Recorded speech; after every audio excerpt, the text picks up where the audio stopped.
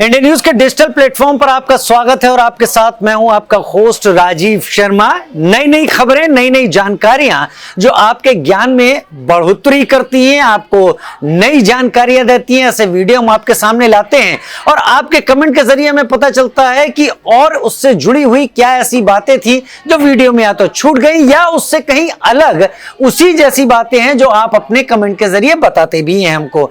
तो आज हम बात करेंगे अपने पड़ोसी देश, जी हां, पाकिस्तान और भारत के बीच में जो संबंध है वो आजादी के बाद से ही बेहतर स्थिति में तो कभी नहीं रहे और उसकी वजह भी पाकिस्तान ही रहा, क्योंकि कबायलियों के आक्रमण से जो उसने शुरुआत की उसके बाद लगातार वो भारत के साथ दुश्मनी की नीति पर ही आगे बढ़ता रहा और इस नीति के साथ आगे बढ़ने के चलते उसने अपने सारे रिसोर्सेस को हथियारों में भारत के खिलाफ आतंकवादियों को ट्रेन करने में लगा दिया। लिहाजा उसके पास जब कुछ पैसा बचा नहीं तो अपनी जनता को कुछ दे भी नहीं पाया। अब जब दे नहीं पाया तो जनता की हालत क्या होनी थी वो सभी को पता है और मैं इसी पर अपना वीडियो आपके सामने रख रहा हूं। पाकिस्तान एज ए कंट्री, एक देश के रूप में IMF से भीख मांगने जाता है, चीन से भीख मांगने जाता है या अमेरिका के पास भीख मांगने जाता है या सऊदी अरब के पास भीख मांगने के लिए चला जाता है। मतलब उसे खुद के पेट भरने के लिए, रोजी रोटी के लिए, अपने नागरिकों को कुछ देने के लिए हर एक से भीख की जरूरत होती है। ये भीख मांगने की आदत उसमें कहां से आई, वजह मैं बता चुका हूं। भारत से दुश्मनी, केवल अपने पैसे को भारत के खिलाफ बम विस्फोट और भारत के खिलाफ बम ब्लास्ट, भारत के खिलाफ टेररिस्ट एक्टिविटी में ही अंजाम देना होता है उसे।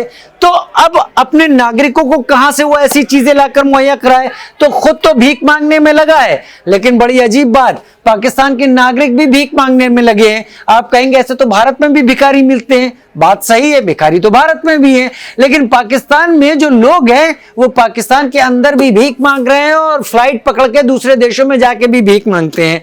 अब हुआ ऐसा कि पाकिस्तान में मुल्तान में एक एयरपोर्ट है, यहां से सऊदी अरब के लिए फ्लाइट जाने वाली थी। इस फ्लाइट से 24 लोगों को 2 दिनों में वहां की जो फेडरल एजेंसी है उसने उतरवाया। पता चला कि ये लोग सऊदी अरब में केवल भीख मांगने के लिए जा रहे थे। सऊदी अरब जहां मक्का मदीना है, जहां लोग हज के लिए जाते हैं, वहां पर इन लोगों ने उम्रा के नाम पर वीजा ले लिया। अब उम्रा एक मुसलमानों में एक ऐसी तीर्थ यात्रा का हिस्सा माना जाता है जो सऊदी अरब में पूरे साल हो सकती है। हज की तरह कोई खास वक्त नहीं होता, लेकिन ये पूरे साल हो सकती है। कुछ प्रक्रियाएं इसमें कम होती हैं हज की तुलना में। अब इसका वीजा आपको उम्रा के नाम पर वीजा आसानी से मिल जाता है। अब वो वीजा ले लेते हैं उम्रा का, लेकिन वहां पर जाकर उम्रा करना तो दूर की बात, वहां पर किनारे किनारे बैठ के जगहों पर भीख मांगना शुरू कर देते हैं, क्योंकि वहां पर पहुंचे लोग ज़कात या दान का भी काम करते, कहते उससे सवाब मिलता है, पुण्य मिलता है। तो इस तरीके के लोगों के जरिए वो पैसा कमाते हैं। अब जब इन लोगों को पकड़ा गया और जब इन लोगों से पूछा गया कि तुम लोग भीख मांगने के लिए सऊदी अरब क्यों जा रहे थे, तो फिर एक नया खेल निकलकर सामने आया। पता चला कि इनके उम्रे का वीजा जिन एजेंट्स ने इनके पासपोर्ट बनवा के लगवा के इन्हें दिया है, उनके साथ इनका एक करार हुआ है। करार क्या हुआ है, ये लोग भीख में जितना कमाएंगे वहां पर उसका आधा हिस्सा एजेंट का होगा।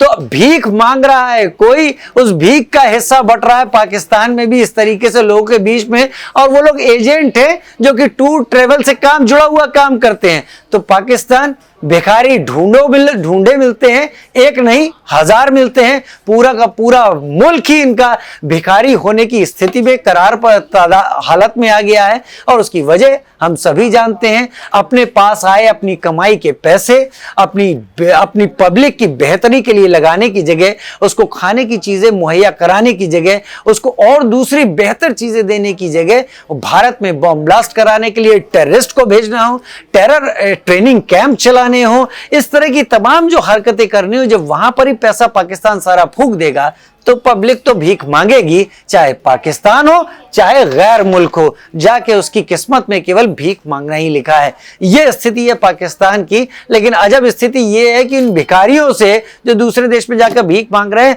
उनसे